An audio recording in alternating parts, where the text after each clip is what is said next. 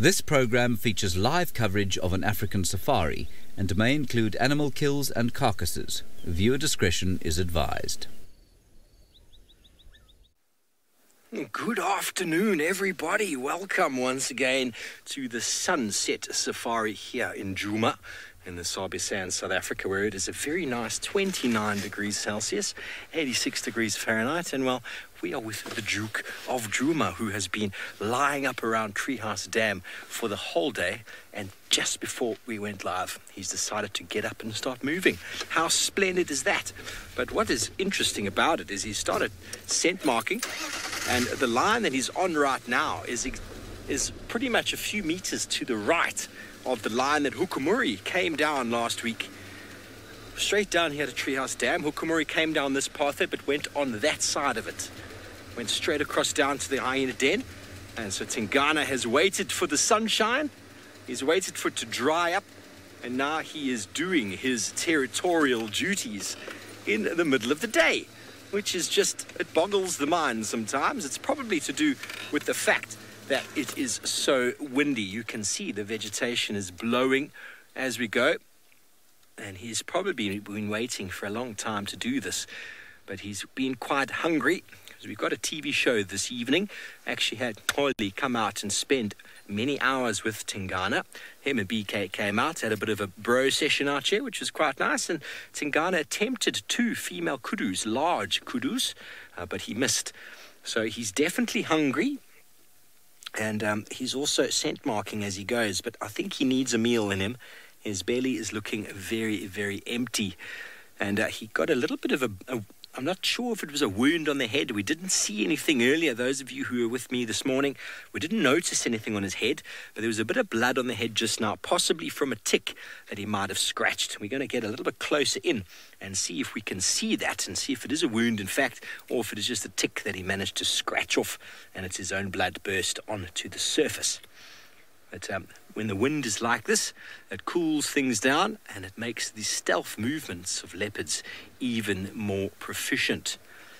Okay, well, we're going to be spending the afternoon with Tingana because he is just the Duke and a wonderful character. We love him so. Don't forget, you can get in touch with us on #SafariLive on the YouTube chat stream. But in the meantime, let's go all the way up to the Masai Mara to say good afternoon to Isaac. Welcome to Masai Mara, everyone. From windy situation in Kruger to more windy areas in the Mara. I have Toppies here with me. Welcome this afternoon, everybody, to this afternoon's game drive. My name is Isaac, and on camera I have G and Ray. Welcome to the Masai Mara. It's a bit windy, but all in all, we are happy that you can join us this afternoon on this afternoon's game drive. It is such a beautiful scene I have here. I have lots and lots of topi. It's not always that I come across this big herd of topi like this everywhere this time of the year. And the main reason is that they are migratory animals. They do go to the Serengeti for the annual migration and then come back. But we do have, small resident herds that stick around. And as you can see, lots of young ones. A lot of these young ones were born in October. From October, they start giving birth.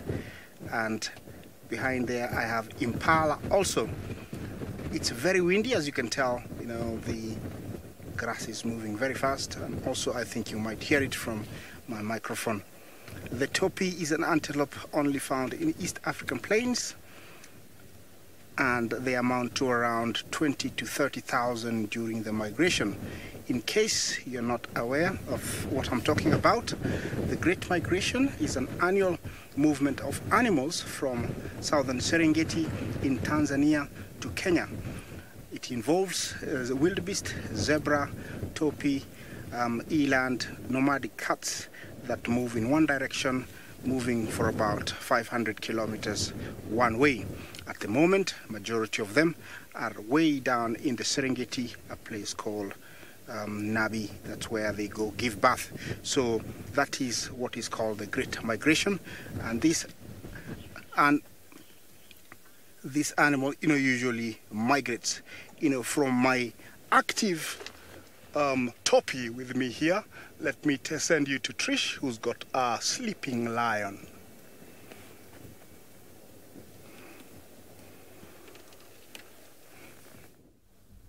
Good afternoon, everybody. So glad to have you on board as usual. Trishala here from Juma in South Africa, as always, and I've caught up with my lovely Avoca male yet again. Now, there is a second male hanging around, and he's just in the bushes off to the right, but we don't actually have a visual of him with the camera, but I can see him with my eyes just off to the right behind these bushes. You won't be able to see it at the moment, but I'm going to reposition maybe a little later and be able to show you, hopefully. Now, we are in the middle of the road, and there is a car behind us. So, well, you know what? It's not as if the car can do anything if the lion's in the middle of the road. So, okay, good. They've decided to take another route. So he's kind of capitalized on all the shade here on the road, while BK is on camera with me, while we have to suffer in the sun. But he has found all the shade and has decided that he's going to take it all. Haven't you? Well, you deserve it. We know that you're not yourself. You're a little bit injured. So there you go. You can have the shade for now. Rain covers are off and the sun is out. So hopefully we can get some really nice shots and have some really nice sightings. I'm sure we will. Now, he hasn't moved far at all. Where he was in the morning is not even 100 meters from here. Less than that by far. Now, if he would let me get past, then I could show you the other male in the bushes. But this is quite exciting to have them both around. I think that kind of maybe settles what we were thinking about, the reasons he could be injured. So if the other male is around, maybe he has not had a fight with them. Anyway, I am going to try and reposition so we can get a view of the other male. In the meantime, let's go to David in the Mara.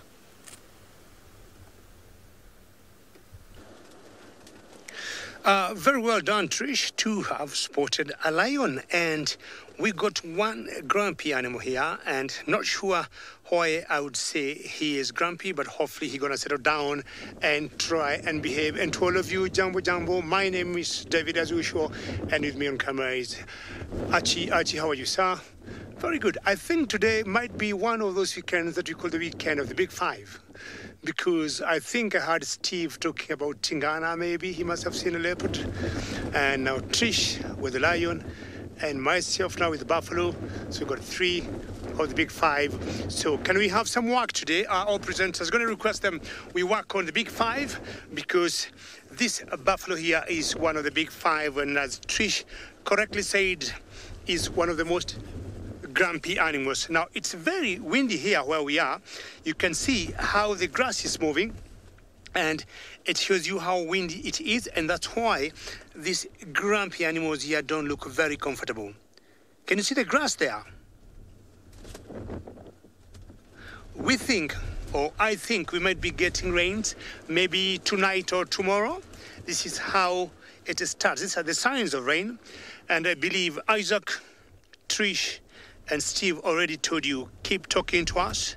Any comments, just send them to us. Ask me, why do I think that grass is moving left and right? Is that grass or wheat? Any questions? Please do send them. Hashtag SafariLive on Twitter. So we got one good work to do, and got the buffaloes, and Trish with the lion, Steve with the leopard. Now let's work on the Big Five before long, and let's go back, I guess, to Tingana with Steve Ovo. Welcome back. Tingana is on the top of the termite mound, and I do apologise. I got so carried away with the fact that we have a moving leopard in the afternoon, I forgot to introduce myself and Mr. Sebastian Rombi on the camera. So I'm Steve, of course, and that's Tingana, and he is definitely on the move. He's now on top of the termite mound, having a look, see if anything's moving in the long grass apart from all the trees and the grasses. Everything is swaying. And with his very keen vision, he's trying to see if there's anything just stumbling around that he can maybe try and move towards. It's such a characteristic thing that we see. I'm sorry, he's suddenly hidden from view. Can I go back a meter, Seb? Ah, there we go. He knows. There he is. So can you see right on the top of his head, there's a bit of a blood stain there. I think it's just from a tick, because it's not seeping or anything. It's just a little bit of blood. I think it was from a tick that got squashed. There's another one on the top left of his head. Another big tick up there. And they get nice and gorged and full of blood before generally falling off to breed in the long grass to then give us enormous amounts of itching when we walk around. But he caught that one, probably with his claw, and scratched it off. And that would have led to a little bit of a blood stain. Well, he's just coming down the termite mount. There he is. Hello, Tingy. You're all saying hello, Tingy. Well, yes, indeed. It's wonderful to be with him. I told you all he'd be back. And, well, what a good opportunity for him to be back as well. To say goodbye to our Season 1 of SABC3 that is on this evening. Sorry, Seb, I'm taking you through a little bit of a dead patch here. Noroko, he is a gorgeous boy. He's getting a little bit old. You can see that in his face. His face and his fur. He's getting a little bit droopy skin. And maybe do with a little bit of Botox or something. I don't advocate any of that. Can you imagine a leopard with Botox? Sorry, the image is just too much. Tingana's not that vain. He doesn't mind. He knows he's getting on a bit. He's still a very powerful leopard, a very loud and confident leopard. And he is walking directly east. So he's coming back to the road called Weaver's Nest. And he is finding every conceivable bush he can find to demarcate his territory. And interesting to see where he's going to lead us, what is on his mind.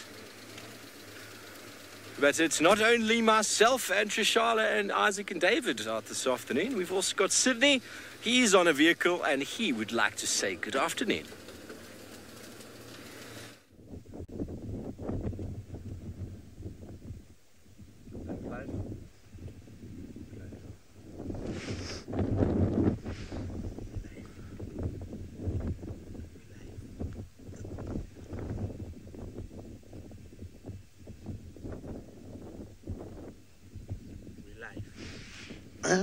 I can't hear anything here.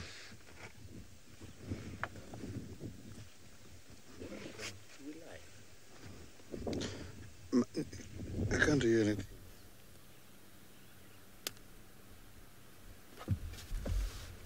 So sorry about that, guys, but I have found something great for us. I found another Avoca male. So I did tell you that he was in the bushes there, and we managed to spot him. Now it's quite a thick block, and I think if I get in there, I'll be a bit too close to him, so I'm being a bit sensitive, and I'm staying out here on the road. Now, he's not too far from his brother. So, like I was saying before, there's the brother. Dearest sitting in the shade, hogging it all. As I was saying before, I hope this kind of puts to sleep the suspicions that we thought he may be in a coalition internal kind of fight, because they are still around each other. They were sitting with each other as we drove up, and then the one sat down on the road and the other walked across the road, not too far at all. So to me it seems that there's still quite a coalition, and they don't have any sort of internal squabbles yet, at least. So, what created the hole in his head? Still a question to be answered. Yes, we're talking about you.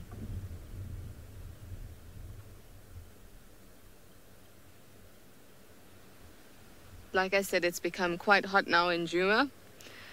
29 and 84 degrees Fahrenheit. So everyone's looking for a bit of shade. And I am too. So while I look for some shade, let's go over to Sydney, who has some zebra.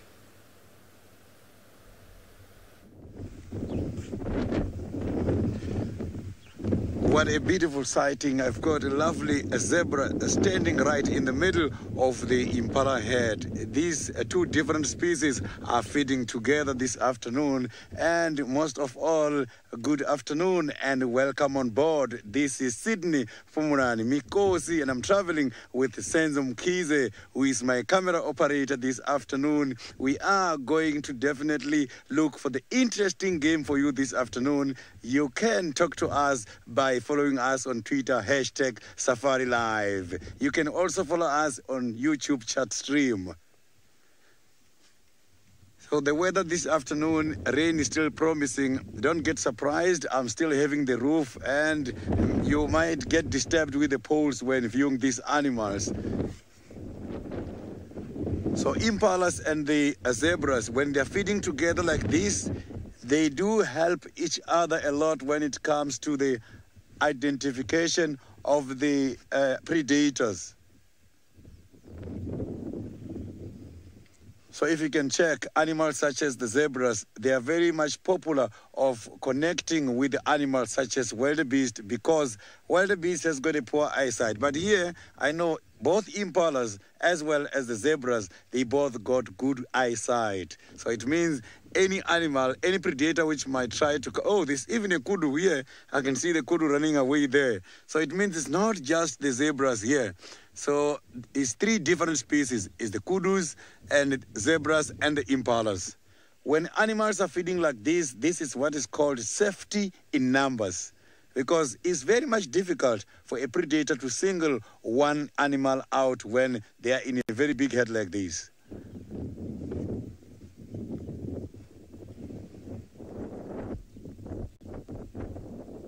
You can see some of these impalas are now feeding under the trees there. So now we are going to leave this beautiful bachelor herd of impalas and cross over to the Masai Mara, where David is having something.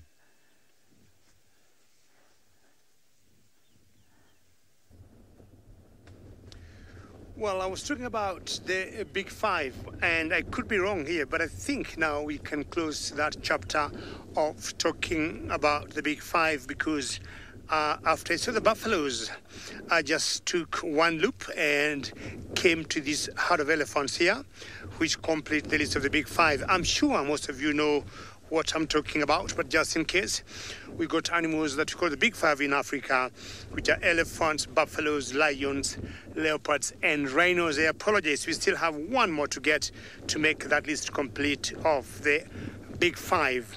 Now, the wind continues howling here, still blowing, and you can see through the grass, and this is the red oat grass. It's just being moved. And should we get any rains now, we would say we should get easterly rains coming this way, in this direction. But I do not think there's enough time now. It could be maybe tomorrow, the day after, but when these rains come, these elephants will still be here, but when these rains come, nothing much going to change. Now, we've got two seasons of rainfall in Kenya, the long rains and the short rains. So what we could be going into are the wrong lanes, and it could be at a time, come March. But again, the weather has been very erratic the last couple of years, so it could come early, or it could even come rather late. African elephants, we call them. Small herds of anything 5, sometimes up to 100. Of course, when you get 100, there'll be definitely different families coming together. So if you look at that grass carefully where they're eating, you notice it's a lot greener than the other grass surrounding that area, and of course, much shorter. Definitely more nutritious, and secondly, I would guess it has more moisture content in it. Always very matriarchal, led by one female, a matriarch, and she'll always decide where to graze, where to browse, where to go have a drink, what time to go have a drink. She's like a commander.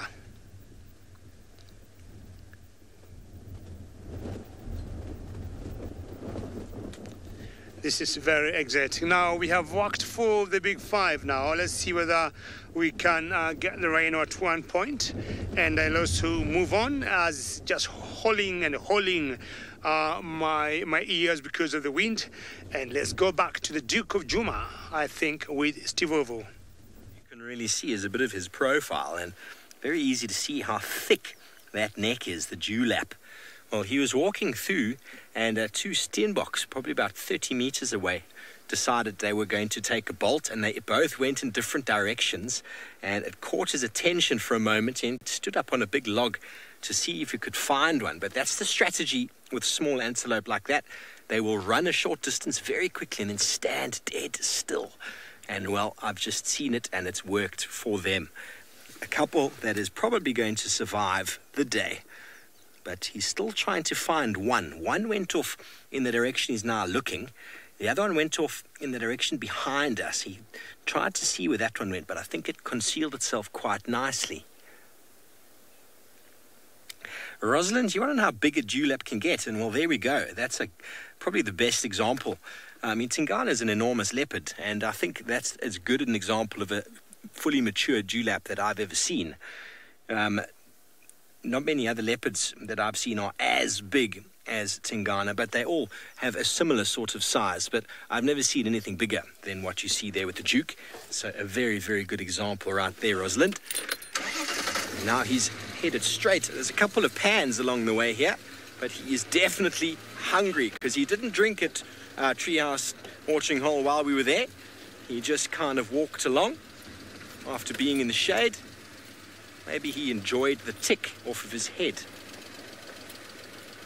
Child of the universe, leopards would most certainly hunt a topi. I don't know if they'd manage an adult topi, but certainly the youngsters. But, you know, the idea behind the topi is that they are plains game. And their strategy is to be able to stand, and they're very vigilant animals. Their ability to stand up tall and to look and be attentive. The wildebeest often don't even notice predators approaching. The topi is very, very on top of things. And I think a leopard would have a hard chance trying to sneak up on a topi in their short grass habitats. But a young topi most certainly is at risk of a leopard. But I think with the vigilance of the adults, they'll probably be able to evade them. But leopards will hunt absolutely anything they can possibly get their claws or teeth into. I mean, David and Ralph both had leopards in the Mara last year with small giraffe up the tree. So now that is something that you just wouldn't think would be possible for a leopard. But they are opportunistic, and if they can catch it and bring it down, they most certainly will. For example, he'll go for a bird, he'll go for a snake, he'll go for anything that is catchable, even tortoises. From time to time. You're going to walk up to the water. The water is gross. This is so muddy. Are you going to have a drink, boy? Yes, he is. There we go. Look at the size of his feet. I honestly wish I could just give him some of my water because of the erosion from the rainfall. It's filled that little pan with a fair amount of sediment, a fair amount of runoff and mud. There we go. Prefer this to Treehouse Watering Hole, it seems. And there you can see how long the whiskers are. I was asked a question this morning, is why are leopards' whiskers longer than lions? And I wonder if anyone out there can answer for me. Are they in fact longer than lions, or do they just stand out a bit more on a leopard's face because of the colours and the spots? It's not something I've really paid attention to in the past, but now looking up close at the large head and face of Tingana, you can see how enormously long his whiskers are as he drinks up the entire pan. I'm very, very blessed to be able to spend time with these animals in close proximity. Okay, well, let's quickly go up to the Masai Mara where Gigi has moved off from large buffalo to baby buffaloes running.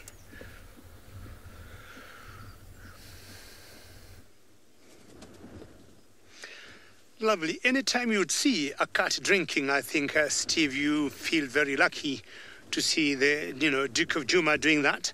But I got some more buffaloes from the 2-3 that I saw earlier. Now I got a bigger group that you would call a herd of buffalo here that is getting very confused by the wind.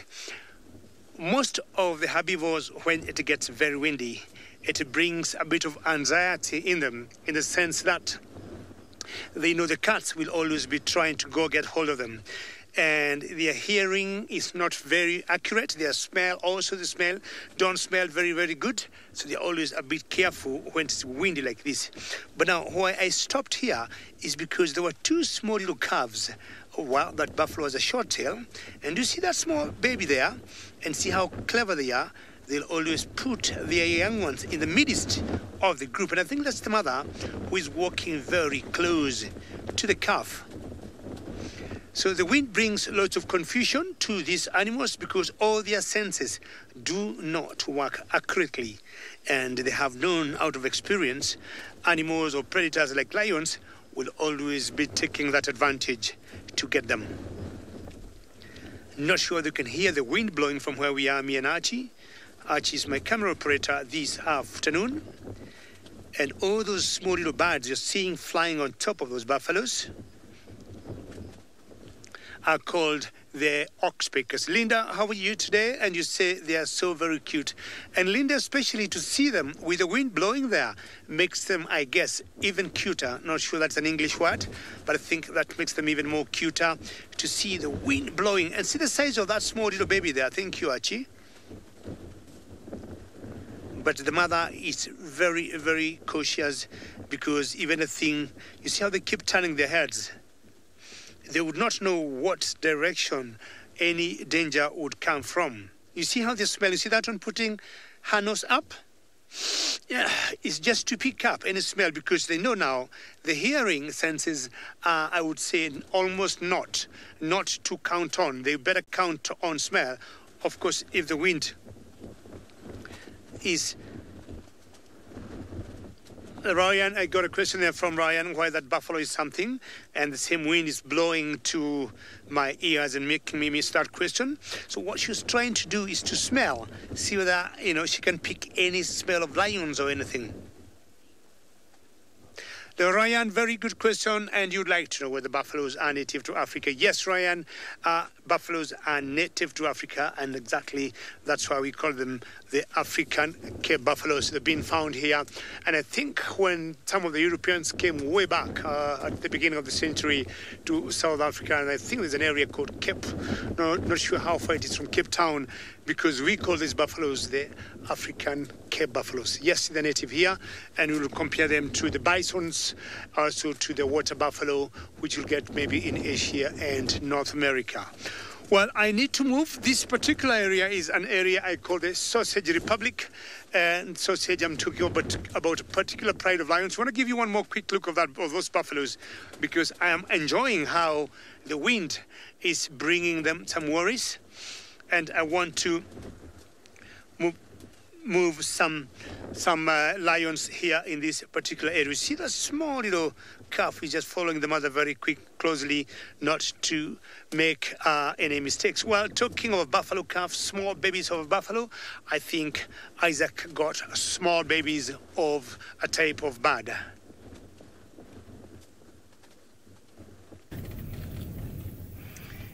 Yes, I'm talking about wind. It is also very windy here, and I think it's an advantage to certain animal and others at a very big disadvantage. Over here I have the female ostrich with her 5 chicks. This is an ostrich that we know from quite a while. She had about 10 chicks. She has lost 5. And the 5 she's had, she's been holding on to them for the last about 3 months, and they're doing quite fine. So we're very, very happy. We're hoping to see them reach maturity. This is the Maasai ostrich, and this is a female. It's quite an unusual setting because usually you come across a pair and the chicks, they take care of their chicks. I don't know what happened to the male. We haven't seen him since December. Maybe he decided to abandon the family, which is rather sad because they usually try and bring up the chicks together until they're almost quite big, quite mature, and then they leave. But we don't know exactly what happened to the male. Looks like she's quite a clever mother because she's moving downwind. So in case of any threat, she can see it, and nothing will attack her. Remember to join me in conversation on #SafariLive, or you can, watch us on YouTube live stream. You can ask us as many questions as possible.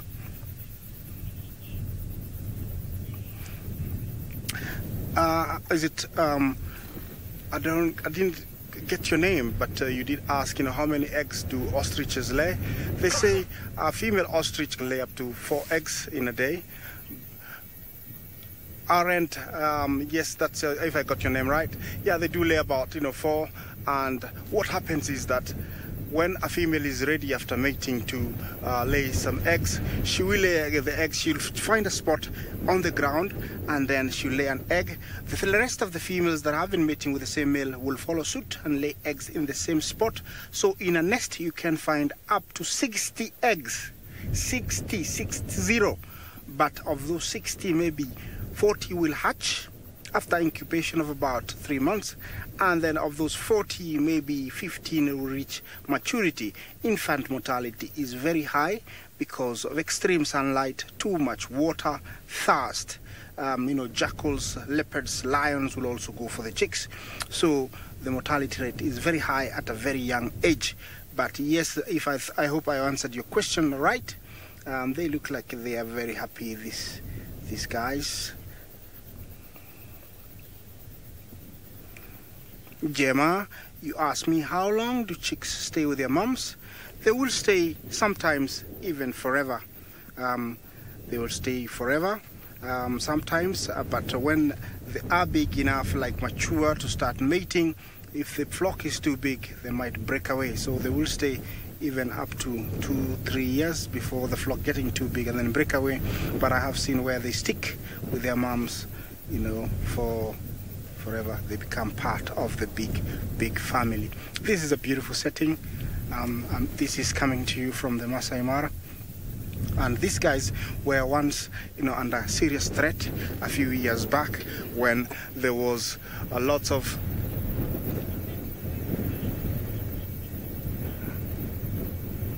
butterfly girl. You asked me, if we know how many ostriches are found in the Mara. Of course, we don't know. These are, birds or, animals that they're hard to, to keep track of.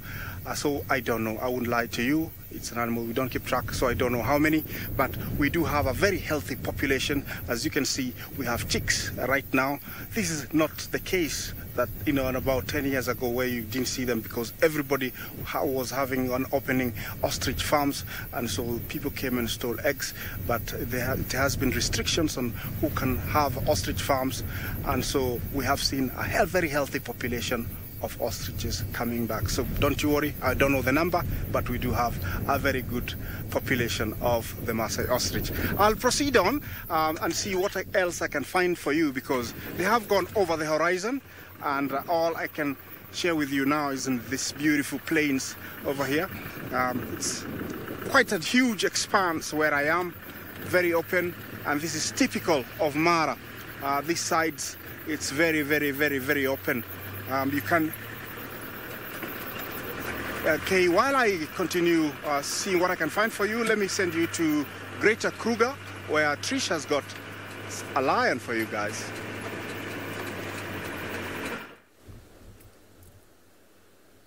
Wow, just look at the way that mane is blowing in the wind. Hey, my gorgeous boy. Absolutely stunning. Now, the most heartwarming thing happened.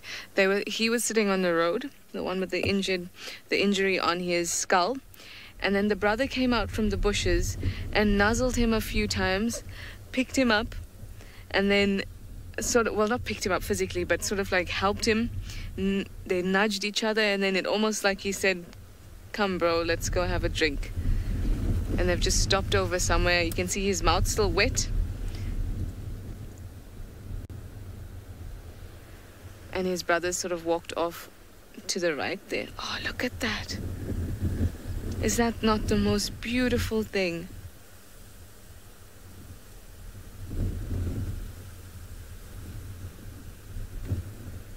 Hey, guy. Get a good look at his teeth now.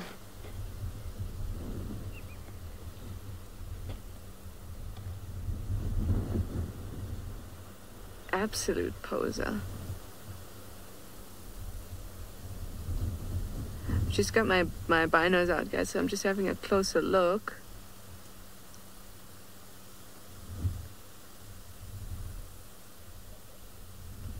Wow. He's been struggling to keep up with his brother quite a bit. And his brother's been moving at a really slow pace to kind of just, I suppose, help him and guide him. But it was just the most heartwarming thing. He'd stop every now and then to make sure that this limpy one would catch up. It's just been the sweetest thing ever. Now he's just sort of flopped down in another patch of shade and his brother's moved off. But I bet I could put money on the fact that that brother's not far off at all, because he has been staying with him the whole time and trying to help him.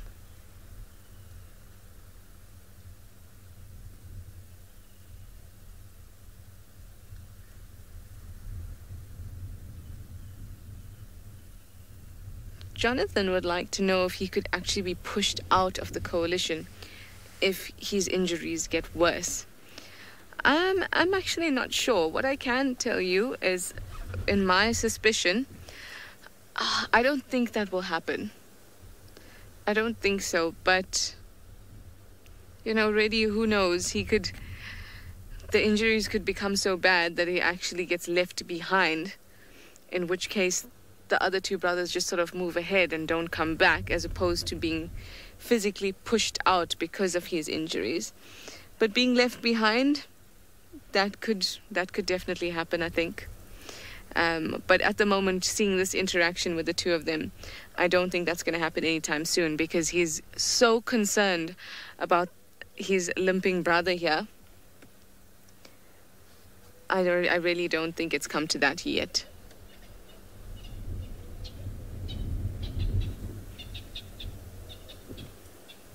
I want to just angle myself a bit better.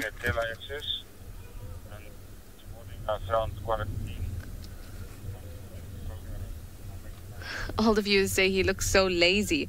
Well, that's a lazy lion for you. That's what they do in the day. Laze around, look for a bit of shade.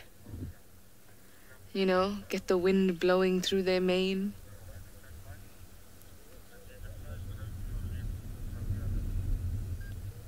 He's been resting a lot, though. Even this morning when I saw him, he had not moved very much from where I'd seen him the day before, which is not a great sign, because usually what he should be doing is sort of patrolling his area, his territory, and scent marking, especially after the rain, when most of it would have been washed away. He would go and re-scent mark all those areas, and I haven't seen him doing it. Maybe he's just relying on his brothers for now. Okay, his brother is actually next to him on the other side. I am going to reposition a bit, and then, yeah, I'm going, because I can see him just kind of at the edge there. So I'm going to reposition. Not going to get too close, but I want to just angle so we can see the brother as well.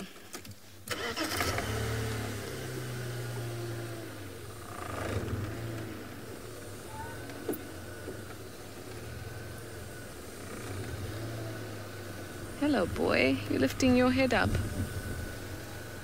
There we go. BK, can you see him?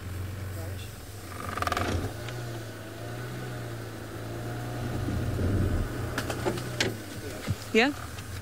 Dixon says bonds mean a lot to lions. They certainly do. They are the only cat that lives in such a type of social structure and with so much social bonding going on. So it is important, and that is kind of telling from their success.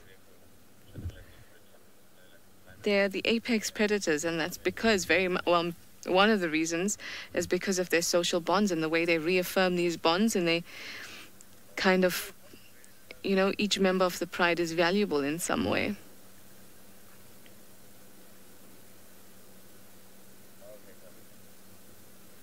But I just love how he's waiting. with the brother. And I'm saying they're waiting because it's as if they're taking pit stops along the way, just so that Limpy can sort of recuperate.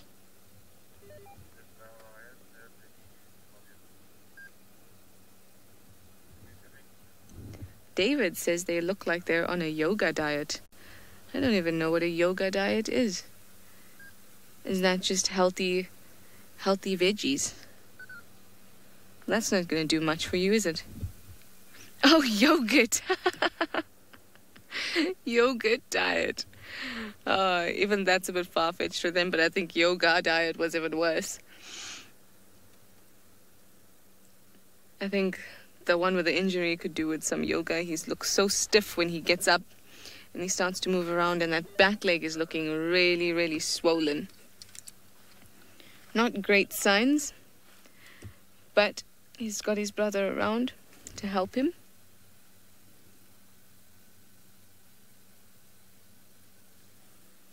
And you can see that he's super tired and he's just flopped down there. But the brother's still got his head up, because I have a feeling they know exactly where they need to go or want to go, because they were really, really walking fast. They were not sort of wandering about, looking for a nice spot of shade. Not at all. Well, these brothers are on a mission, and apparently so is Isaac. So let's go to him.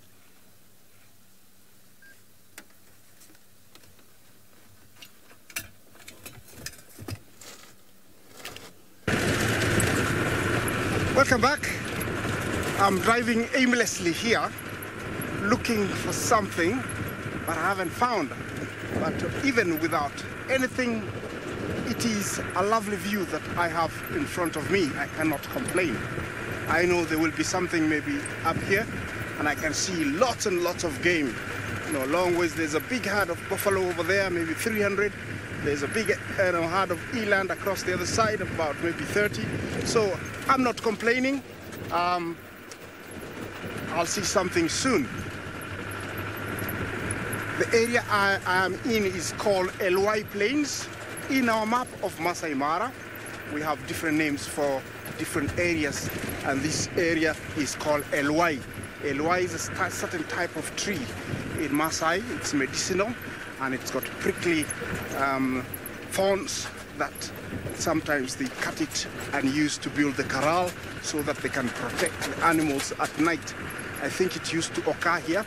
I don't see very many at the moment, but you know, that's the name of this area. If you have a map of the Masai Mara, just look out for that name and it will tell you exactly where I am.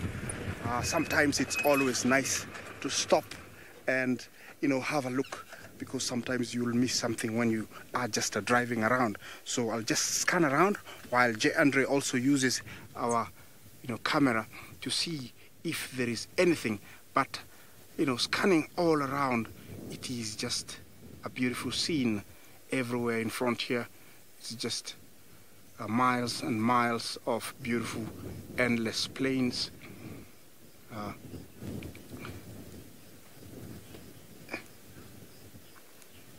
Okay, while we're scanning, and those actually are buffaloes. You see them over there? Those are buffaloes.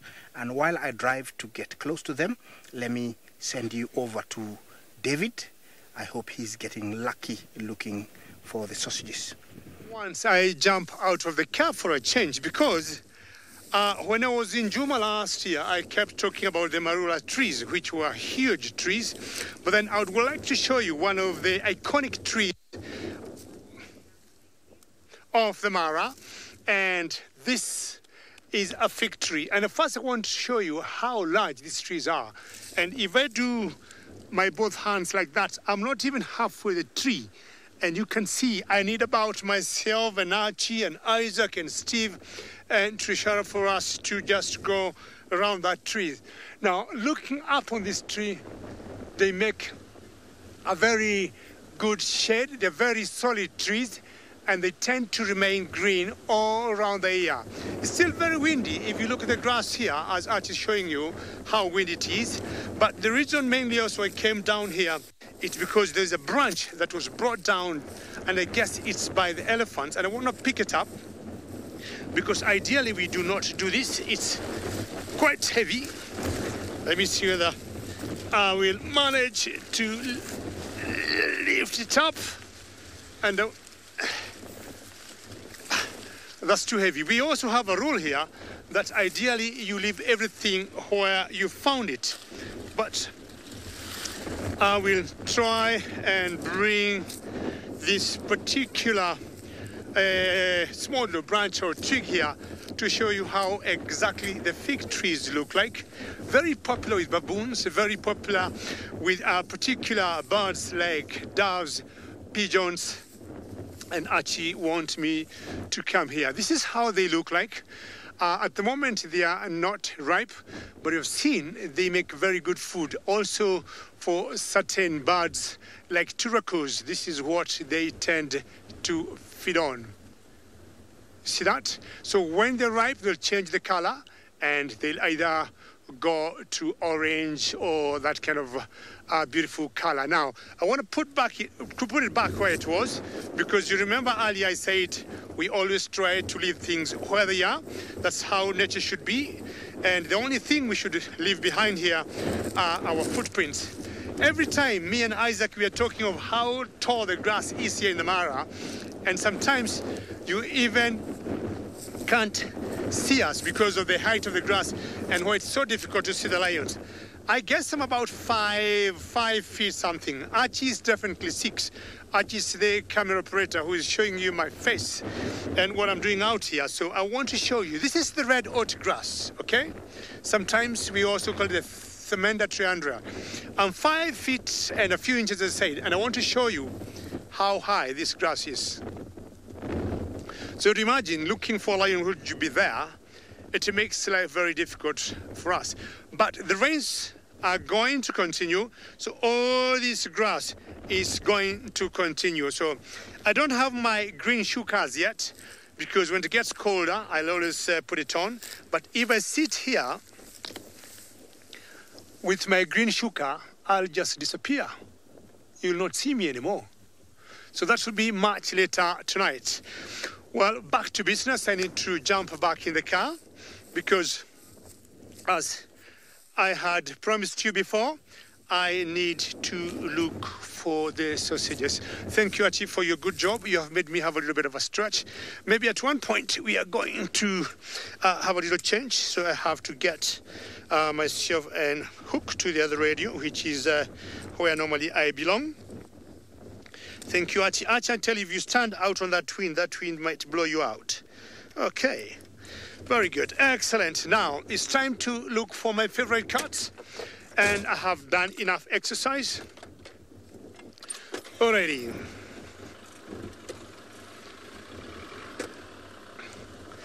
Very good. After having hugged the fig tree, let's go back to the Duke of Juma with Steve Ovo.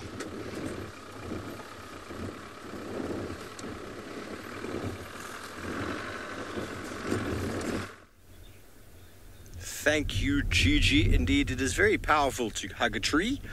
I quite enjoy hugging trees on a daily basis, but indeed we are still with the Duke. And isn't that incredible how tall that red oat grass can get in the Mara there? I mean, at the height of David, he's not a small man, so you can imagine how everything would disappear up here if we had the same sort of growth. That's all to do with the rain and the soil, hugely nutrient-rich soil, providing a hugely nutrient-rich vegetation, but not always ideal when you're searching for lions in the long grass. Most certainly wouldn't be the most fun area to walk in with the grass that long. Well, Duke is slowly making his way towards Chelapan. He knows there's always a couple of animals hanging around over here, and he's been taking his time, showing us the patience that is the Duke of Juma. And he's stopping right in front of us. Here he is, right above my head. Hello. He's looking at Chelapan. He's looking for, because there's always a couple of impala hanging around over here. Generally just in the open area just behind us. You probably could make him wear a hat, Emma.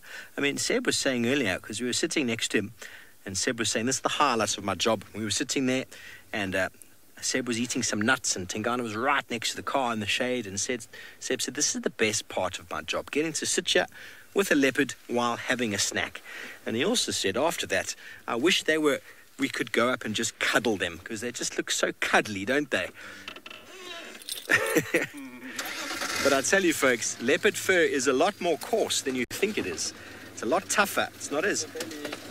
And the belly may be nice and soft, but it's very, very, very, very coarse. Like, not a shaggy dog, like a very hard fur type of dog. I'm trying to think what kind of dog... Oh, sorry, boy. You're right there. He's just stopped in the shade. And I'll also warn you that the smell that you'll generate on your hands after snuggling with a leopard like this is going to be quite something to behold. Well, it seems like Sydney has either gone somewhere else or he's moved to the Djuma Den, and he's got a very special surprise.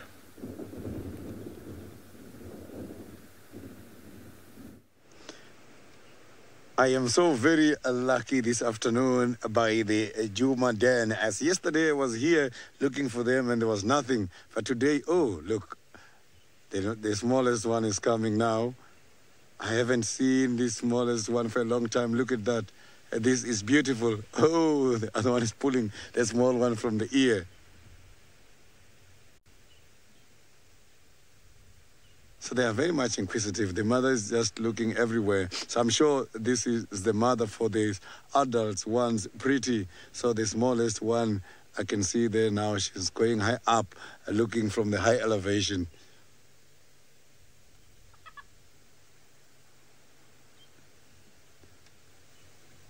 So the small one is very much interested to play.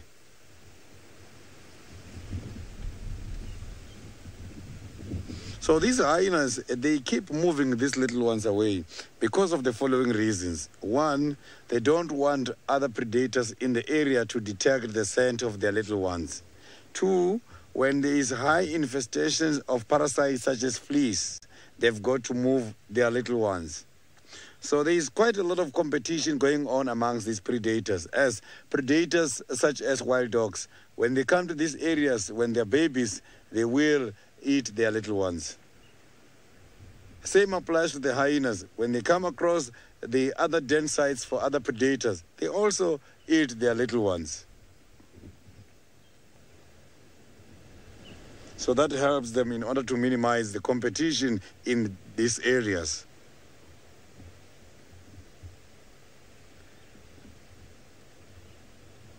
So in order to see the kill, we've got to sometimes depend on this kind of animals because they have good sense of smell and they can smell blood from a long distance. So I am also very much happy that the hyenas are back at Djuma, as it was difficult a few weeks ago to see them. They were gone to the other side. You can see now that the mother is now walking around us trying to check what's happening. But I can see they're not having any stress about our presence.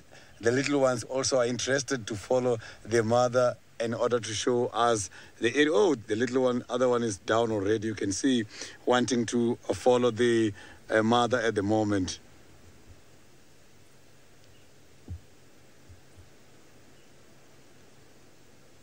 So these little ones are growing very fast. So look, they are very much interested in play. So the smallest one, which is still very dark, got disappear.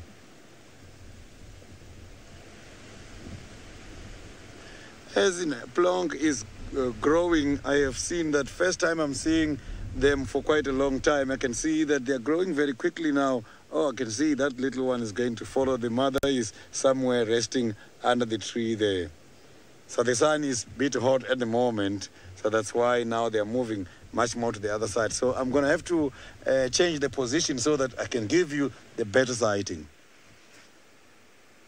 Oh, this one is coming back again. It doesn't want me to move.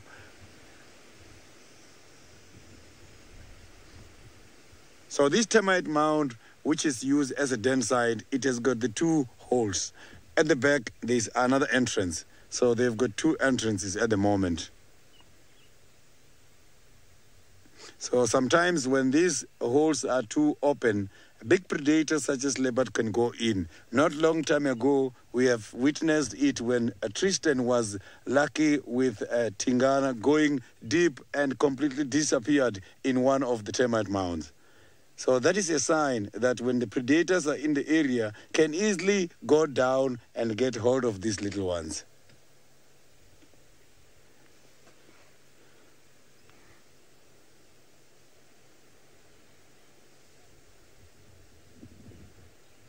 This is so cute. Look at that. Look at those beautiful spots. It's unbelievable that when these little ones are still young, the color is completely different. Just like what we saw earlier when the little one came out. So if you can compare Plonk and the small one, you will see that they don't look the same.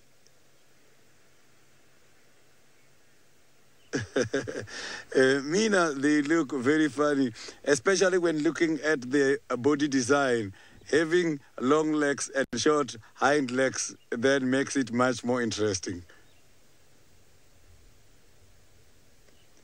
They just want to sniff every time. Look at that. You can see that little one is trying to pick up the scent from the wind because there's too much wind at the moment. Maybe the wind is bringing them updates.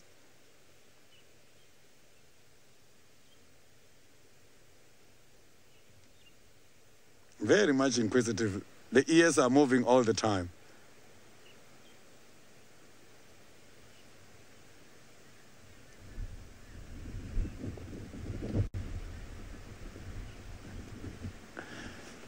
The question about the termites collapsing is very much rare. I have seen the big animals such as the elephants. You must check. These termites has got entrances. Entrances are not done mostly by these hyenas. These entrances are done by the animals such as the artifacts. And the hyenas, they just come and use them and modify them in order to get better so that they can easily go inside. But the elephants, they can weigh up to 5,000 kilograms. Elephants can be able to climb up here and feed from the trees while standing on top of the termite mound. It's very rare for a termite mound to get dissolved. Also, when it's raining too much, they don't easily get dissolved. So the materials which is used in order to build the termite mounds by the termites is interesting.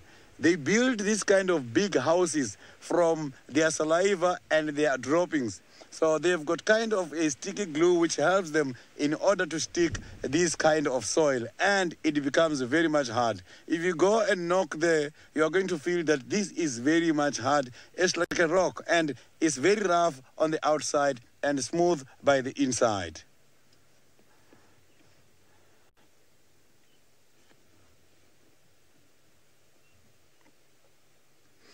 So hyenas are part of those animals who got to be thankful when it comes to the utilization of the holes dug by the artifact. So while I'm still checking what is going to happen around here, let's go to David by the Masai Mara, who is lucky with the lions.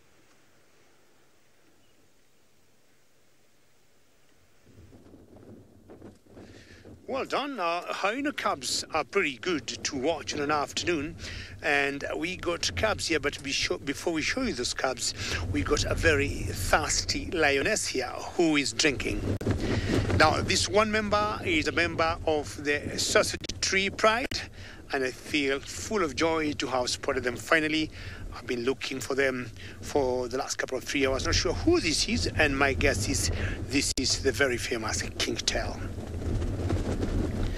Kingtail is the oldest female in this particular pride, and the other day, or is it yesterday morning, she introduced us to her 3 cubs, and how exciting is that? Well, for those of you who have never joined us before, I got a very special pride of lions here, and I'm saying special because it's my favorite pride.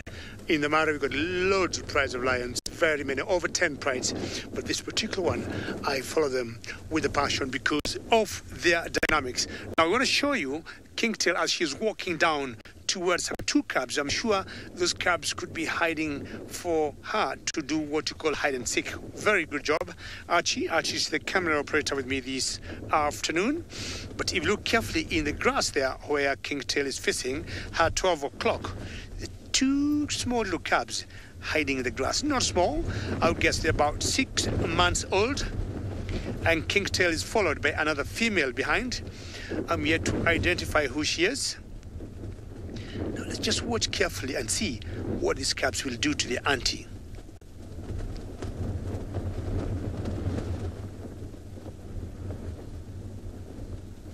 Yep, nice play. Oh, little stretch there. Excellent. That's stretching of 4x4. Child of the universe, you'd like to see all the cubs together. You stay tuned up, child of the universe, but seeing Kingtail, child of the universe, I think is pretty special. And look at those cubs playing with their mother there. And how cool is this? They've come so close to a car. So child of the universe, what I'm doing, these lions are on the move. I do not know where they're going, but chances are they're going to where the other smaller cubs are. And if they end up there, child of the universe, I'll be following them there. So stay tuned and you'll see what happens. So what we want to do is to turn around, and I'll be more than happy to do that so that we can cover a bigger audience. Let me just put my head down because Archie doesn't like seeing my head. He likes seeing lions which are just in front of the car and not very far, but what, 3 meters or 4 meters from the car?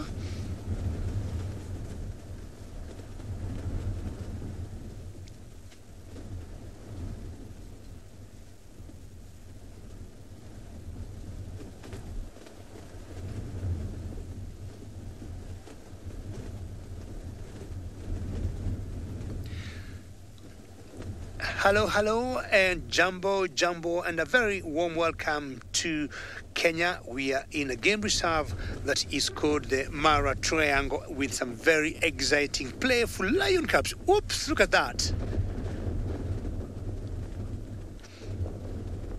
They have always said a good picture is worth 1,000 words, but seeing these particular cubs in graphics playing is worth, I would guess, 1,000,000 words. Very windy where we are, but these cubs are not bothered by the blowing air up or down here in the grass.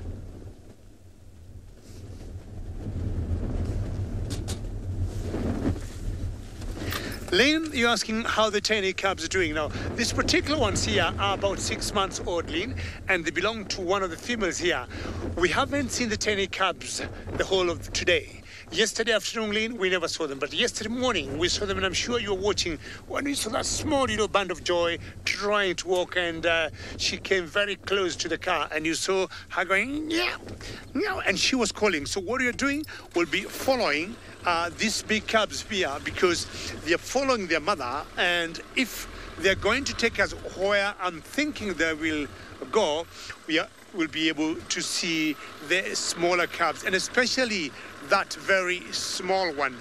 Now, Lynn, let me just go very close to, not very close rather, a little closer to these lions, and I'll show you the lead female and give you an idea of the direction she is going into, where I got a feeling there could be the den of Kingtail's cubs and the other one female. Now, look carefully. If Lynn, you look ahead of me, you see that one lioness there? My guess is that is Smitty. Mitty is one of the lionesses in this particular pride. I haven't seen her closely. If I see her closely, I'll be able to identify her.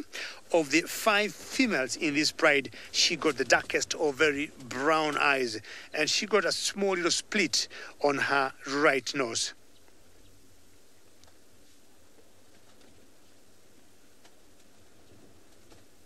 Karesh, you're saying yes, cubs can turn out to be ferocious as they grow, and this is an indication of what will happen to these cubs as they grow older. Now, we have confirmed 100% these 2 cubs here are males. Of course, after about a month and a half, if you look at them carefully and closely below their tails, you can tell what sex they are. And these are two boys. Maybe in the 8th, 9th month there, we are going to see small signs of men coming out of the necks. So these are the oldest cub of the sausage tree pride. They're about 6 months old. There's another cub, almost the same age, which is about 5 months old, and her mother is called Limpy. She isn't here. And of course, that other cub that belongs to Limpy, they're not here, both of them. Now, Kingtail is one female also in this particular pride that we saw earlier. She got a knot on her tail, that's why we call her Kingtail, and we think she got 3 cubs. There's one more other female here that had put my mind or my brain in a spin the other day, because we have never seen her mating with anybody. We have never seen her pregnant, but one of the very small tiny cubs that we think would have been even 9 or 10 days old, we saw her yesterday. So we are yet to wait and see her most likely nursing. Now, from the position they are in, they're definitely scanning. You can see they're just looking around and scanning. I'm talking of them looking for some dinner. They may spot some animals at the moment. They may spot some prey now. And then later on, they'll take the advantage of the darkness. Now, look at that particular one. She is on top of a termite mound. And that gives her a vantage point of like 360 degrees to look around and see where buffaloes, for example, could be. Isn't that special? What are you thinking looking at each other? Angel, that's right, we need to have proper identity. And the good news, Angel, we can identify Kingtail 150%. We can identify Meaty 150%. And we need to look at them more carefully and we will know who is who. Well, ladies and gentlemen, I'm very happy that you've been able to watch this with us, and I hope you're all excited just like me, haven't you? Well, my name is David, and on camera with me was Archie. Please stay on the lookout. We might be sending you more notifications much later on. We're going to give you one more quick look of these particular beautiful lions. And from myself and Archie, many thanks and goodbye.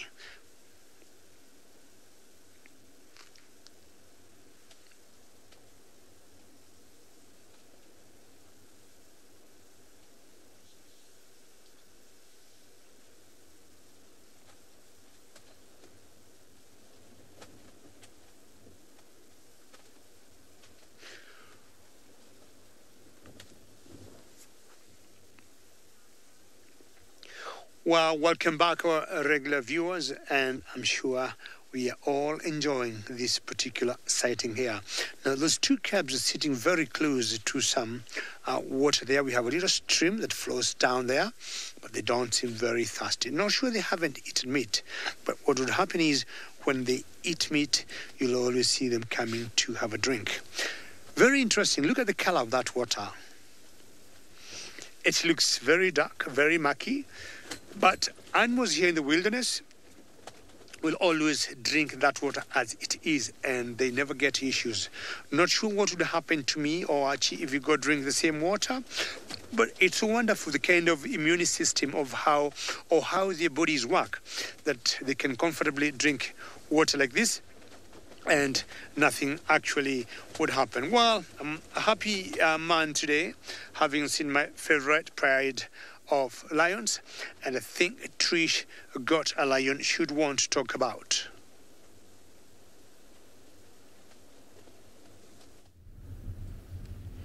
I certainly am enjoying my cats. In fact, I wish they were as playful as David had right there. I was just saying to BK, these cubs are hogging all the cat action, but I suppose they're just way too cute. You just can't stop looking at them. Myself even, they're just the most stunning little creatures ever. And imagine that they turn into these sort of beasts in 5 to 7 years. Stunning. So these guys were born in 2013, so they'll be 6 this year. I don't know if we know the exact month, but definitely 2013.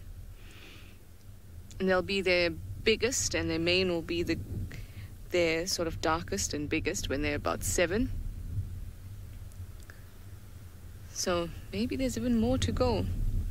More mane and more size to see. I can't wait to watch them, actually.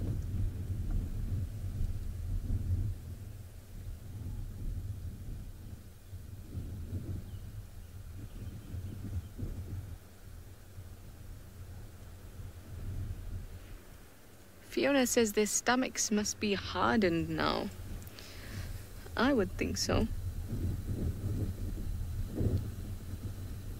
Although it does look like they haven't really... Yeah, it looks like they haven't eaten. I really hope that they get a kill.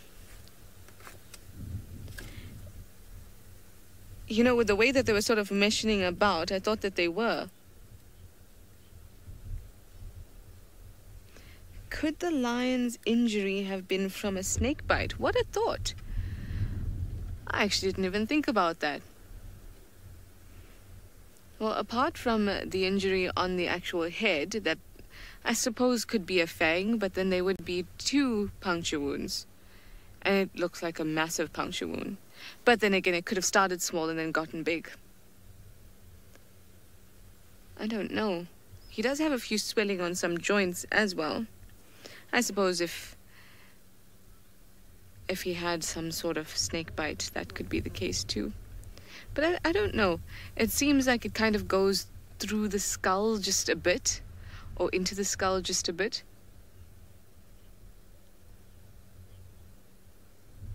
Some of you guys are wondering if a lion would die from a snake bite. I suppose in the same way as a human may die from a snake bite.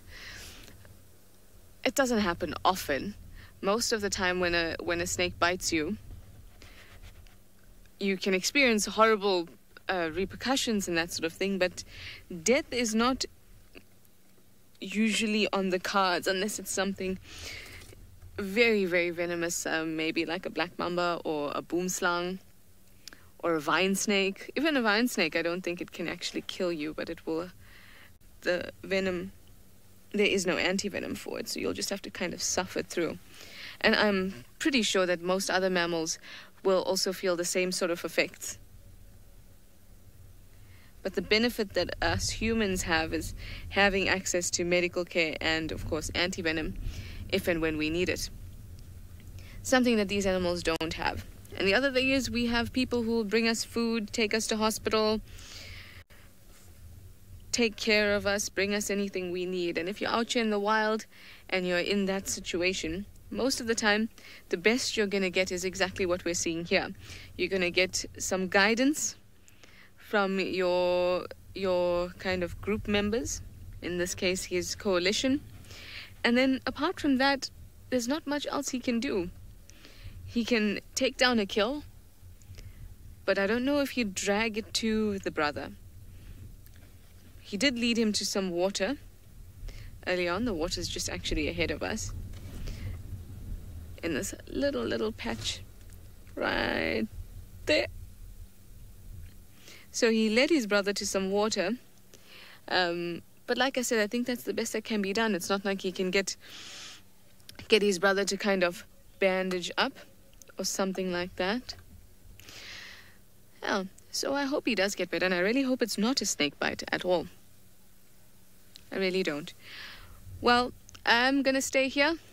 I'm enjoying my time with the cats and the breeze and the grass. In the meantime, let's go to Steve. It has suddenly gotten a bit warmer. The wind is not as powerful as it was, and cats are lying down. Well, we followed him for some time. He's now here in the shade. Perfect ambush position from one watching hole to another. And he's hoping something is going to come down and drink. But we are going to stay right here so we don't miss any of the action. He doesn't look like he's going to be giving any action for anytime soon. But needless to say, we are with him and we will remain so. The Duke of Djuma. Don't forget, folks, we are live And we have got many questions and answers for you. Well, you got the questions, we got the answers. Please feel free to send them through on #SafariLive or drop them on the YouTube chat stream. Let us know what you'd like to talk about with regards to Tigana here, of course.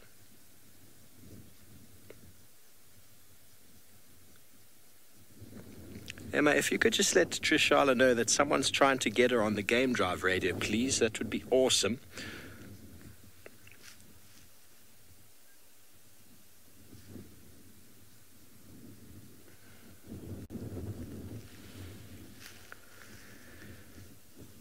It's really nice after the rain. Nice sunshine coming out. Hello, Ryan.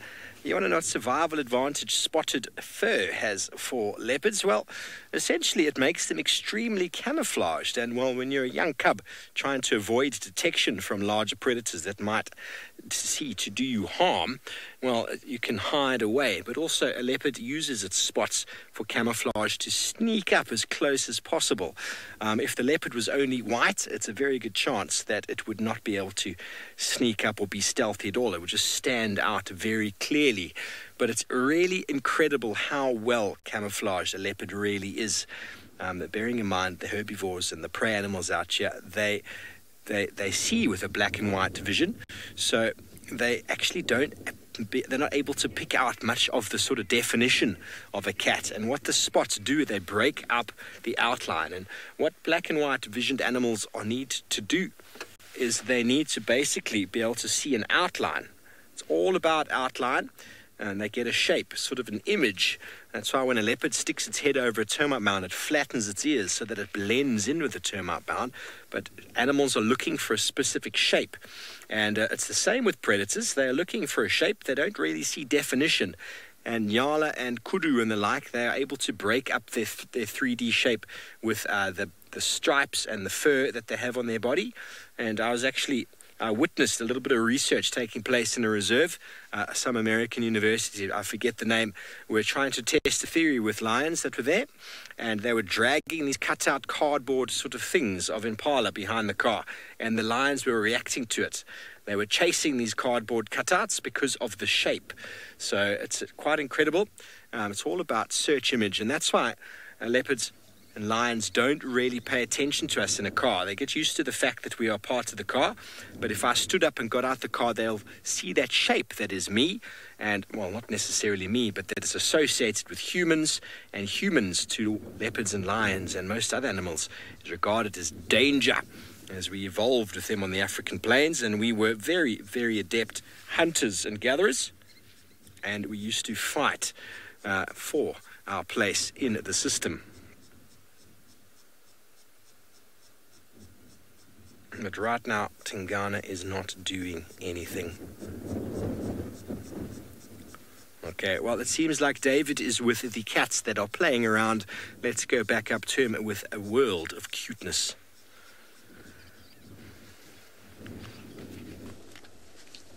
It's very typical for cats to be flat sometimes, as Tingana is doing now, but the very opposite of these different species of cats that I got here. And you can see how playful they are. Now, a third cub that I had not seen before just came and joined, not knowing there was another lioness elsewhere, and I guess that one other lioness must have been Limpy, because Limpy got one cub that's about 5 months old. So I got 4 females here and 3 cubs.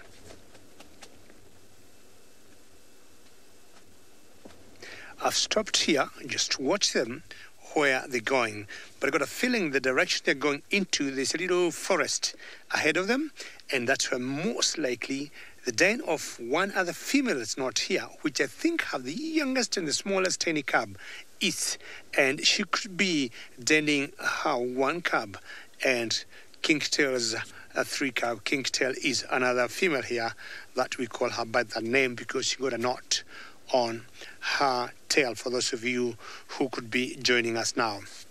Those are 2 of those girls.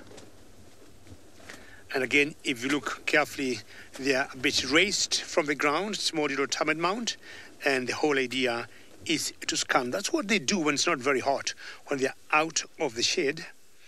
And once they identify the prey, then they will make strategies and plans on how to hunt. I only guess they could be going for a buffalo and not anything else. Look at the background and see the cloud that's hanging there. Beautiful, beautiful. And those are the plains of the Mara Triangle. We'll always have tree lines along the lagos.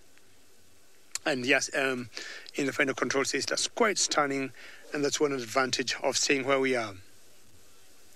Fiona, you'd like to know why they are called the Big Five. There have been a few theories of how that phrase was coined, Fiona.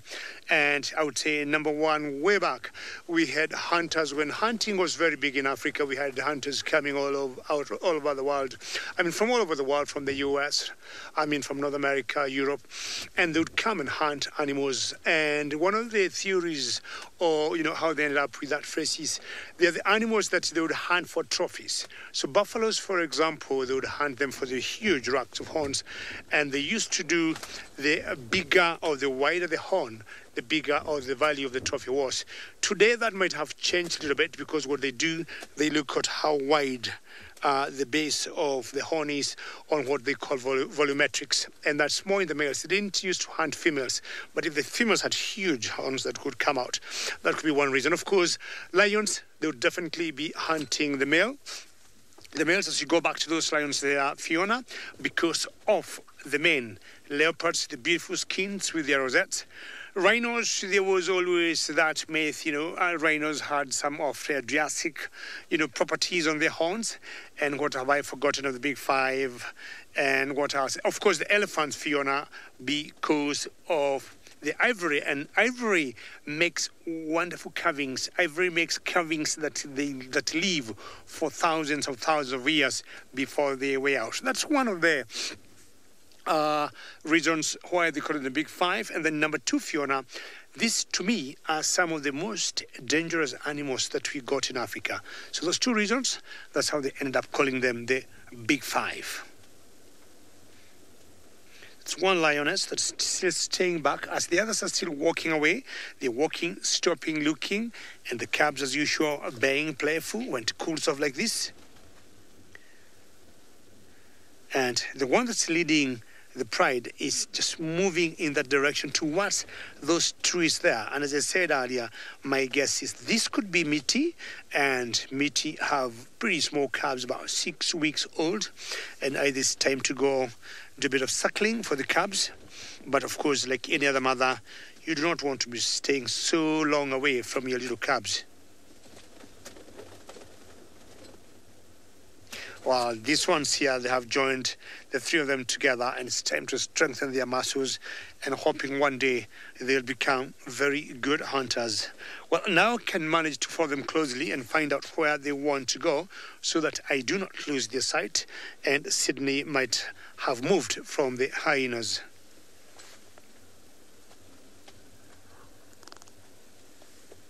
I am now heading much more towards the central part of the reserve, just to go and try to see if I cannot be lucky with Kalamba. I have been here yesterday. It was difficult. There was no luck on Kalamba. Maybe this afternoon is going to be my lucky day. There's just quite a lot of elephant tracks everywhere. Maybe these elephants are going to push Kalamba out for me. So I left the hyena den because the hyenas just got disappeared. They all went in there and relaxed, so there was no sighting anymore. So that is why I had to leave the den. I will maybe go back again afterwards.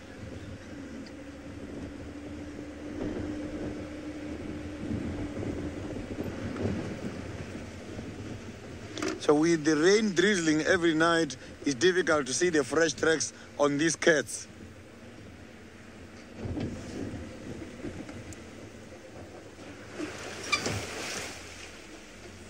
So the potholes, they are getting very deep.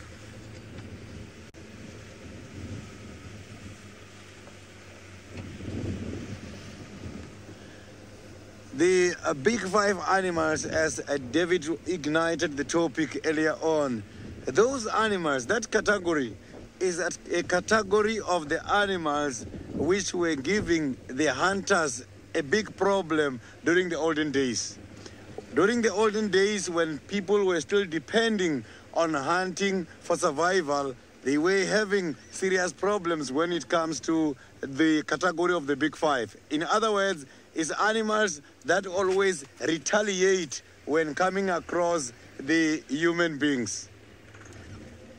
So I'm very sure what modified the behavior on those animals to be aggressive towards us as humans is they have realized human was becoming their biggest enemy. And that is normal. If you can check until today, in the areas where there is some both legal and illegal hunting, the behavior of animals get modified. And every time they pick a human scent, they become wary and always got prepared for a fight.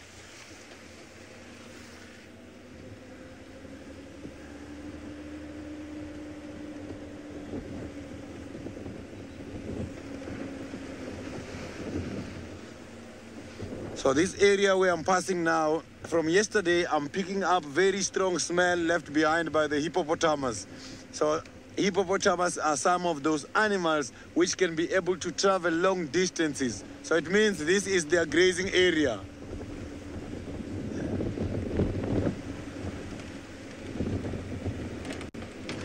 So there's even old tracks of these hippos in this area. So now let's quickly go back to one of those animals who does retaliate when coming across people if you're too close, the leopard. Well, you're back indeed to the sleeper, the Tingana, who is an expert sleeper. And while we've spent many an hour watching him sleep, he's not as animated as Hosanna is when Hosanna sleeps. When Hosanna sleeps, he is always moving a leg, or there's a face moving, there's something going on. But Tingana is dreaming sweet, sweet dreams that seem to be very pleasant. What do you think, folks, that he's dreaming? If you were the Duke of Juma, what do you think would be going on in your mind? Hashtag SafariLive if you have any thoughts and comments about what you think Tingana might be dreaming as he slumbers there in the lovely shade. Oh, wonderful. I can hear an orange-breasted bushshark in the background. Good time to do some birding. It's me mimicking it.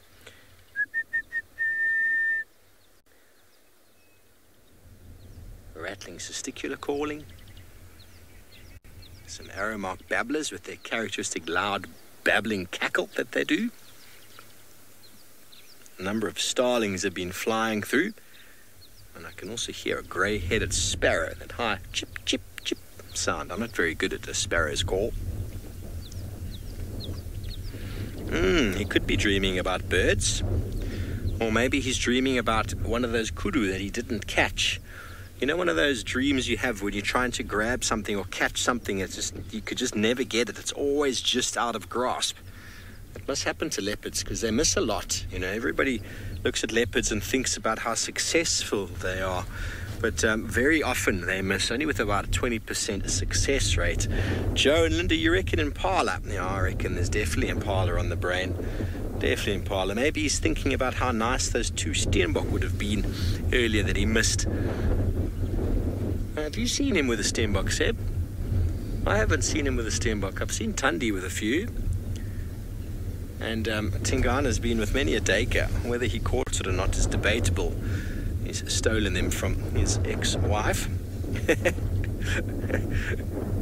I do wonder, though, if the mating that went on between Tundi and Tingana a few weeks ago is going to lead to any sort of cubs from Tundi. We haven't seen her in at least a week and a half. Arizona, he's dreaming of younger days. Well, Seb and I were commenting when we saw him before in the shade. He was definitely looking a little bit more disheveled around the head and neck, around the ears. You can't really notice it now, but he was really, really close to us at the time. And we got right up on him, and he's just looking really, really sort of haggard.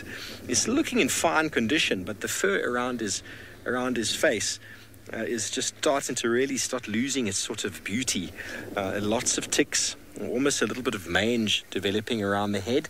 But it's not as obvious now that he's lying down. But we had a really good view of him before he started napping. So 13 years old, somewhere around there. Is a very good age for a male leopard. I mean, Mvula was looking also quite scraggly last year. I only saw him once last year. He was looking quite skinny and thin. He'd lost a lot of fur. He lost a lot of condition. Never seen him in his prime days, but he was a magnificent leopard. So I was told. I've seen some images. And that is the way with all these big cats, is they hold on to it as long as they can. And unfortunately, once retirement sets in, they do diminish quite quickly. But everybody out there seems to think and agree that he's got at least another year in him, which is very, very possible, the way he's going. I mean, he's gone from having a shrunken territory last year to pushing even further this year and last year into Torchwood and Buffelshoek and other areas we don't even know. But anyway, it seems as if the Avoca boys have decided to get a little bit of a spring in their step. Let's go and see if they're going to get up to anything interesting. Yes, my cat has started to move just a bit, but not gotten off the ground, unfortunately. But the head has picked up. Now there's a bit of scratching going on. And he rolled onto his back, and then his brother rolled onto his back. So there's a lot of contagious behavior going on here. So I wonder if brother will start scratching soon. Nope. He's just knocked out. And I actually got quite excited when he rolled over because it looked like he had this huge belly, and I was like, whoa, you've had a great meal. But it is, in fact, not his belly. Have a closer look, and you can see that it's actually his rib cage, and you can see that well-defined sort of V right there where you can see the breath in and the breath out. Yeah. So he doesn't look well fed. He just looks like he's got a great big pair of ribs. He does look awfully comfortable, though, for someone who's unfed. Maybe his brother right there might be able to hunt something and then they could share it. Yes, these boys probably are also dreaming of food like Tingana. Well, one is definitely dreaming of food. The other one is actually trying to plan how to get it. He's being slightly more productive.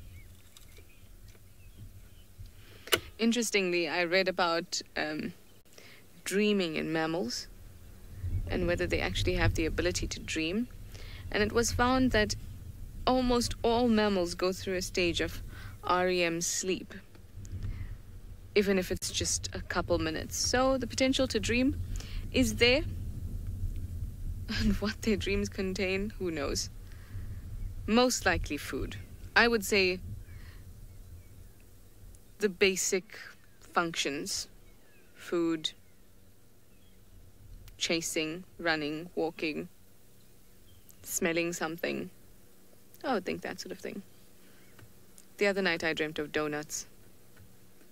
Just to put that in perspective. Yes, I dream of donuts, you dream of kudu.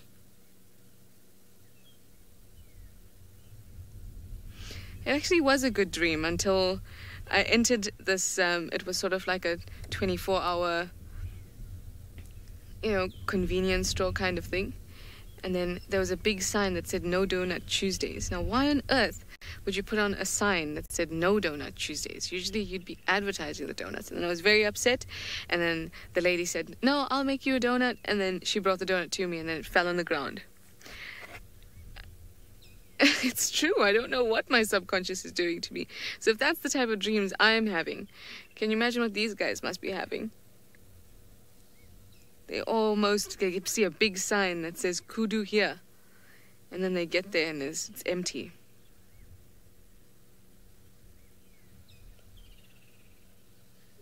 Oh, imagine if it said that no Impala Monday. How upset would you be? I'm sure you would be really upset. Oh, get that spot. Get that spot.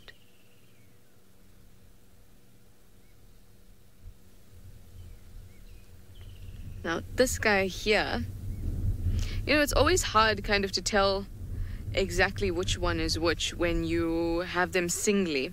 But when you have them together, it's much easier. Yours is a space for one more, Cheetah Brown.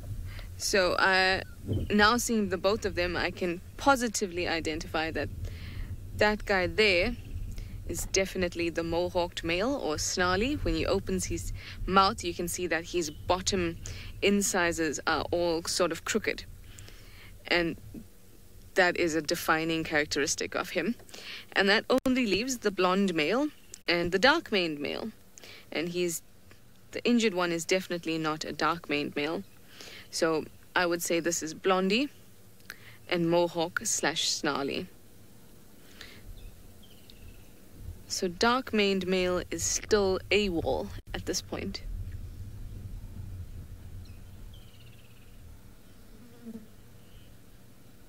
Huh? David is following the sausages. I bet these guys would dream of sausages. In the meantime, let's go to him.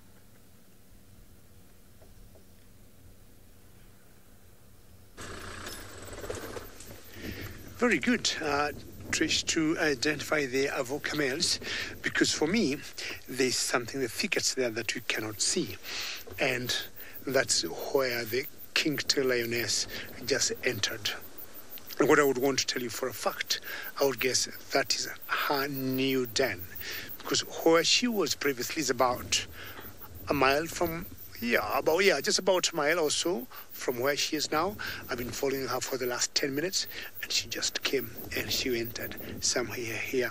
I'm actually going to show you that particular place right now, and she has not moved. And you can tell, or you can say that's her den because of how thick it is. There's a bit of a depth or a ditch, and that's a very ideal place to hide cubs. So that is, I would guess, her second den after she moved her cubs from the first place where she gave birth to them.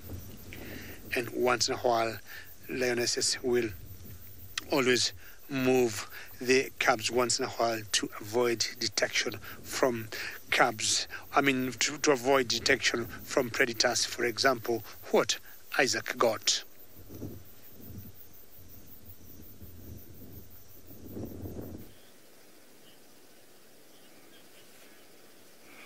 Well, welcome back. I'm here with the North Clan. The North Clan is a clan of hyenas that has been studied here for quite a good number of years. They have their main matriarch called Waffles. She is not present, but she is very well presented by plenty and plenty of cubs of different ages. This one here, I don't know his name. He's a new member of the North Clan, only about 3.5, 4 months. So I don't know his name, but in the next coming months we'll be able to tell you what they have named him. Yes, you can tell they're all well rested. Remember to join me in conversation. I will be here for the rest of the time, so please join me in the conversation. I'm putting my voice low so that I don't disturb them. They're rather quite shy, these little guys. You can chat to me on #SafariLive, or you can watch me on YouTube live stream. I'm at the North Clan den, and this is a den that has got plus minus over 60 members. Yes, there are 60 members, over 60 members in this clan. That female there, I think she's the babysitter. She has been left to take care of the youngsters. To me, if you don't ask me, I will tell you that over here you can tell. Yes, Waffles is still very much the leader. Nothing has changed. I did my study well last night, and yes, she's still the main leader. Her daughter, one of the daughters passed away, and Soup, the third daughter, has given birth, and I think some of the cubs here belong to her, and I think she will be the one to take over from Waffles once she's ready to hand over the leadership. I think it wouldn't come easy, but at old age she will be able to, she will, have no otherwise but to hand over. Carl 6, you were wondering about the North Clan. Here they are. I'm glad you were patient enough, because we are also wondering exactly what had happened. But due to rains, they had moved their dens twice, so it was quite rather difficult to follow them. We don't have the tracking device to follow Waffles, who's got the collar, who's got a collar, and we don't have the tracking device to follow her. So for us, we have to follow her manually and follow them manually. So eventually, we found this den not even a week ago. So we're very, very grateful and happy. The vehicle you just saw, it belongs to the Hyena Research Project. They have the permission to be much, much closer than the normal distance. So don't you worry, the people who know what they're doing. And actually, I think they're going to come up with a lot of new study about this beautiful predator. Hyenas are perceived to be, I've always said this, dirty, scrungy, mean, but it is actually a very, I like them, a very, successful predator. It does make most of its kills, and much more active than other predators. They will always be moving, they'll always be doing something, unlike leopard or lion. If you find them eating, after eating, they'll just let rest. These guys are always very active. There's a little guy who's way back there, and I think he's chewing on a cow, on an old hide, maybe from a hippo, from buffalo. You can imagine how hard it is. It's like chewing an old boot. You need to have lots of saliva and very sharp teeth. So, yes, actually, it's like a shoe toy. Yeah, so actually, I think that's what he's doing. They are the only few predators that will be able to eat those kind of hard stuff, skins, bones. And that one there is taking care of an old skin. This den here, I was here last night, and there were two that were really, oh, there we go, there's the Waffles. Yes, oh, she was just finding there. Look at her. Nice. Oh, how wonderful to see her. Yeah, she's actually getting quite old, you can tell. Wow. Yes, this is just awesomeness. Well, she's a good leader, as you can tell. She's given the other females confidence to breed, and so that's why, we like her. She's got lots and lots of daughters, and all the daughters have given birth, so this is a huge, huge family. Yeah, yes, I'm so happy, that everybody is happy to see Waffles. Yes, we were quite worried, but don't you worry anymore. We have her, and she's well, as you can see, and she's still in charge. I think she's babysitting today, because yesterday I came and she wasn't here. So it's really, really great to see her, and looks like everybody is very, very healthy over here. And today, actually, there's not much tension like last night. Last night I came here, if in case you didn't join me, and there was a bit of tension. There were some cubs that couldn't come out of the den, because every time they put their heads out, there's a babysitter who walked towards the den, and they would run quickly towards the hole. So I don't know exactly what was going on, but today grandmother is around, so all is well, you can tell. There's a little one. If you zoom into the right a little bit there, Jandra, you'll see there's a little one popping in there. Yeah, there. See that? There's another little one. Cute. Yeah, I think this one is still not confident enough to come out. So you see, it's gone back.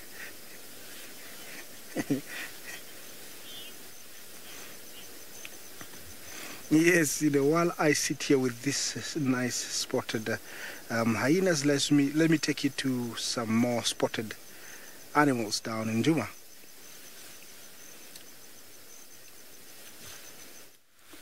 Yay, Waffles! Waffles we haven't seen in ages.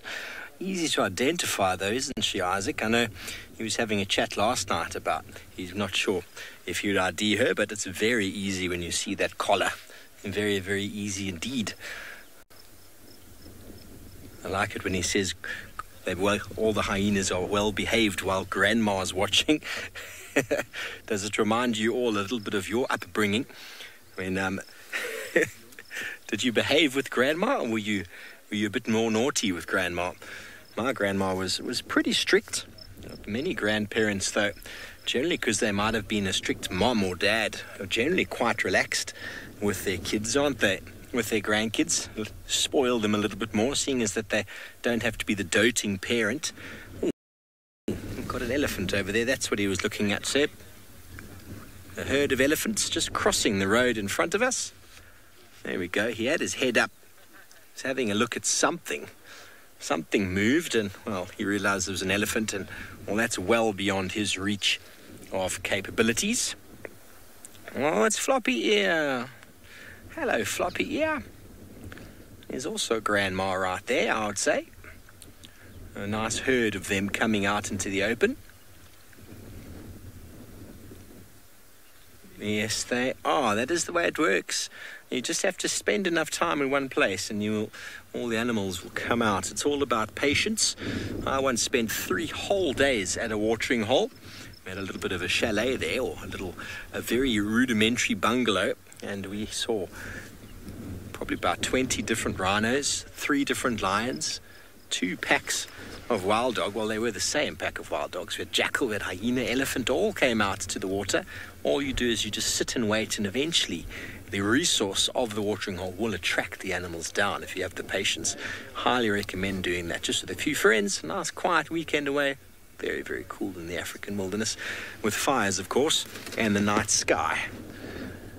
Those of you who haven't been out to Africa, that is one of the highlights of being out in here, is the evening sounds and the beautiful stars that we have out in these very non-populated areas lacking pollution. Hello, Little. You want to know why the SABC show is stopping? Well, it's a 13-part series, and tonight is episode 13. So once the season's done, then obviously successes and failures will be addressed, and then, but we're pitching, or I think we are scheduled to do a second one starting on the 7th of April. They're busy negotiating the finer points of that, I do believe. But a season is a season, and it has to come to an end at some point. And we did 13 episodes, even though there was a bit of a gap in the middle for some cricket.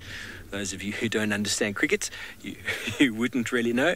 But it's all about finishing a season and then off it starts again. Just like the binge series, that was a series as well with a number of episodes. The last one we did as well, the Gauntlet series also. I can't remember how many we did, but there's a finite number that are allocated to a series or a season, and then you do another one, which is very, very cool. We're very excited for our final episode, and that's why we've spent so much time with Tingana today, because, well, we don't want to lose him. The Duke has to have the final word, you see, on the end of the SABC 3 first season for the SafariLive. And hopefully the Evoker males will stay as well for the show. They're going a little bit east. Hopefully they don't go too far north. Well, it's in Trisha's hands to keep up with them.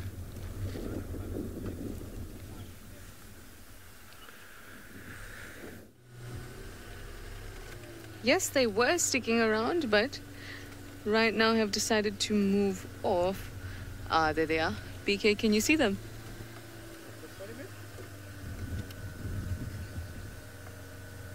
There we go. They've just had the most wonderful thing. The wind's been blowing in their face, and their manes have sort of just been blowing. It looks like a magazine shoot, to be very honest. And they just kind of had their noses up. Remember, if the wind is blowing into them, then they can smell everything else that's been collected up by the wind. So maybe they're out in the hunt, who knows? Here they come, past us. It was just the most stunning scene. Absolutely stunning scene. I'm gonna try to roll a bit forward. No, the car won't let me. Of course not. Nikki would like to know if the wind helps to keep flies away. I haven't ever thought about it for lions, but I do know that, I mean, when we have mosquitoes in the camp,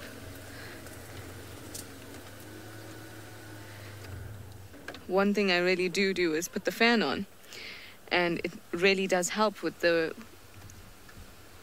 mosquitoes, and I suppose any flying insect, to be honest. And I'm sure the wind kind of helps them, but I can't imagine if something's stuck in their mane that it does too much.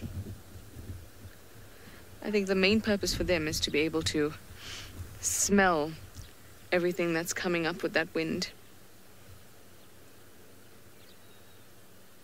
They really are magnificent. But can you see the ridges of his spine along there? Now, we do have other people in the sighting, of course. So that's the other vehicle that you are seeing. It's a bit harder to maneuver around, but nonetheless, everyone wants to get a good sighting of these two, especially since we haven't seen them together for a while, or at least these guys haven't as well. So just make sure my game drive radio is up. Oh, you can still see them in front there. Now, can you see the way that brother is kind of... Oh, I can hear something funny in my ear, Emma. You can see the way that the brothers are kind of following each other, and they have this really strong bond going on. And this is something so precious to see, I think.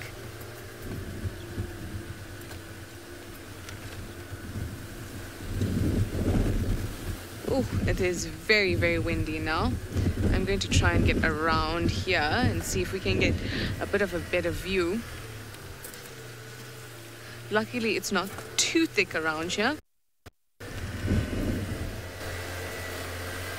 There actually are some open spaces to get in. Now, where are you two? Ah, there they are. Again, they're kind of catching the wind. How's it? They're kind of just catching the wind, and it looks absolutely stunning. Now, here's one right here. Beautiful. BK, I don't know if you can actually see them there with all the sun and the wind.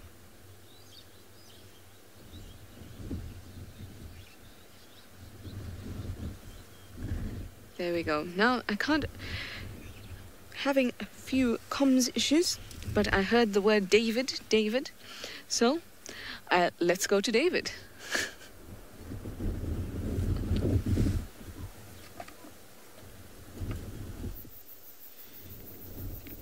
Well, I moved out and followed one lioness who I believe was Mitty, and she took me about 300 meters from where I am. And I guess that's where Mitty got her full caps. Now, this is the spot I was earlier, if you can remember that broken tree where Kingtail went in. Kingtail is one of the females in this particular parade. Well, after having Mitty gone in a ditch that I could not see anything or even her tail, I thought, let me come back to these two other girls, where one of them is Limpy because, of course, her cub is here, and the other female that you don't have a name who got two cubs. But now, this one's luckily, they have stayed out. Do you hear that? Because I've just had a small little call from one of the cubs, and I think that's one of the Kingtail's cubs, and she did have a distress. That's why you saw that particular lioness react like that. But I think all should be fine, eh? So she's going towards that direction where we could not see Kingtail. And of course, the other female there, who I guess to be Limpy, has all the three cubs and they're just grooming, which is very typical of lions.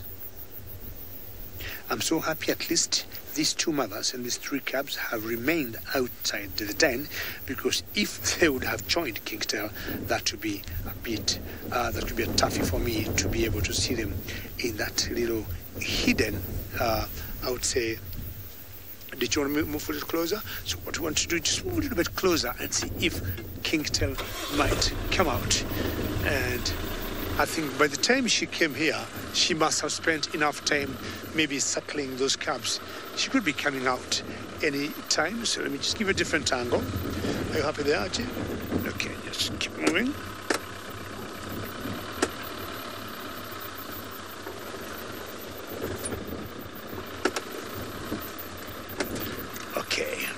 Now, the wind is still blowing. Nothing has changed, but it's not as strong. Well, I would say it's more or less the same as when we started, because I can hear it howling in my ears.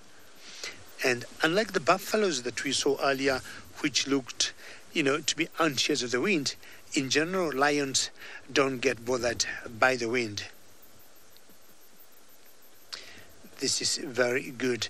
Now, I think today is the day for predators and wind, and I think also Isaac is in the wind, but with different predators.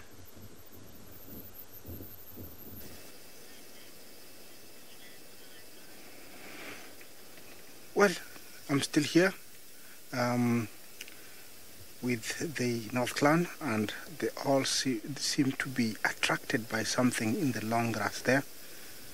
They do what is called pasting, where their anal glands will secrete a certain type of pasty substance, and they would apply it into the grass. And that is a sort of a way of communicating to one another, especially with clan members. And they were sniffing the long grass over there, and I thought maybe another clan member came across here and pasted it, because they all got very interested and they moved there. You can tell that everybody is hanging around Granny Waffles herself. In case you're joining us for the first time, this is called the North Clan. It's a clan of hyenas that has been studied for quite some time by University of California in America, and they've been following them for more than, I think, about 10 years, and they know quite a lot. The oldest female, she's called Waffles, and she's got a daughter called Soup. Most of Soup daughters are named after different kinds of soups, like mushroom, like what else do we have? Parsley, like what else? Carrot soup. They named after different names. So in the coming months, I will be able to show them to you and to give them the names of who is who. But unlike what it is written in the books, where the matriarch is the only one that gives birth, the hyenas here haven't read those books and they don't know to follow that. Here there is a lot of cubs, so it tells me it is not only Waffles who gives birth, also the other females give birth, so it has broken the rules. And you can tell these two are maybe the same age.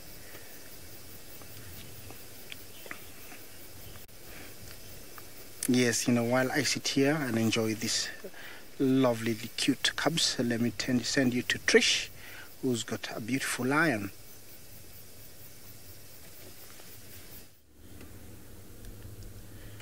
Our wonderful lions who have made a special appearance for us today are in fact the stars to take us to the end of the show. Super excited as always. I'm always super excited, aren't I? It's just because I love these things. They're just so pretty. Absolutely beautiful. And today's relationship, I don't know how many times I've turned around to Beacon and gone, oh, did you see that? Because it's just stunning. And with the green and the wind and the way it all just blows into their mane, actually leaves me a bit speechless. But obviously with this job, you can't be speechless. No. Except right there, I was speechless. Oh, look at that.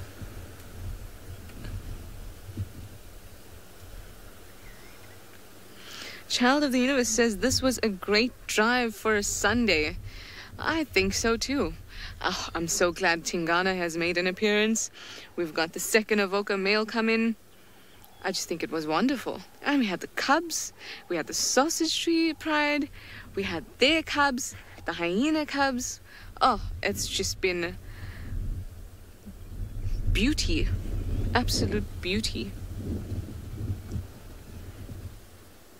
The sun is slowly setting here in South Africa.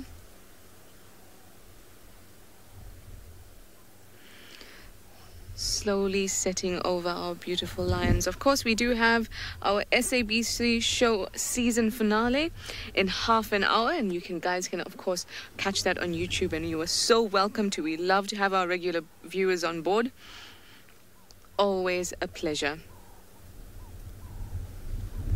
I'm glad they've decided to settle down again. Again, they didn't walk long. He led his brother here and he said, "Here, brother, have a rest before we're off again." So they'll sit out the sunset here and it'll set behind them just beautifully. And as the sun sets on our lovely lions, the sun sets, of course, on our drive this afternoon. Thank you so much for your questions and comments. Don't forget, you can join us on the YouTube channel in half an hour for the SABC show as well. But for now, bye-bye.